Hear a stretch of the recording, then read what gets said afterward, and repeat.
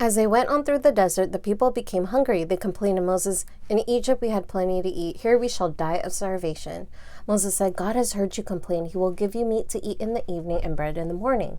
That evening the ground was covered with quails. The next morning there was manna scattered all over the camp.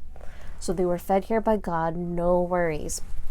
They really didn't have to worry about food, surviving, and they didn't really have to strive to get the food. God was simply providing, and He was giving them what they need. They really didn't have to worry, and they could see the miracle here of God's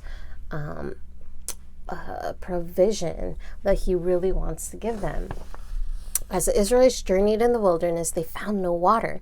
They were very thirsty, and they complained again to Moses. God told Moses, "Go and stand before the rock of Horeb and strike it with your rod. Then water will flow, and my people shall drink." So that is how they got the water, miraculously here by Moses being obedient here and striking that rock here with his rod. Everybody's able to get water, and so they continue to see all of these miracles. They're so thankful to. They're able to drink water that they need here in the hot desert. Everybody here can really see God working.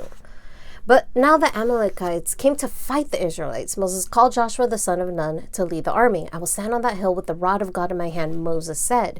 Sometimes one side won and sometimes the other. Moses found that if he lifted up his hands, the Israelites were victorious.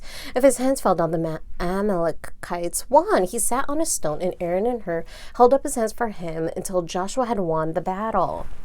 And that is exactly what's taking place here. And so because he has realized this, he's also heeded to this and was obedient here, and he did what he felt he should do here, because this was God's way of kind of guiding them to win here.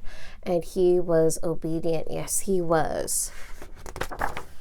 After 3 months in the wilderness, the children of Israel came to the desert of Sinai. God called Moses up into the mountain. He said, "If my people obey my commandments, they shall be a holy nation and my chosen people. Go down and tell them to be ready for me on the third day." On the third day, there was thunder and lightning, and a black cloud hung over the mountain. The voice of the trumpet sounded. The people trembled and the mountain quaked. God said to Moses, "Come up the mountain again, and I will give you my laws." So he along with all the Israelites, got to see all of this nature happening, all the sounds and all of this almost like a volcano looking scene here with the mountain. It was quaking, the thunder was lightning, but not only that, you could hear it was so loud.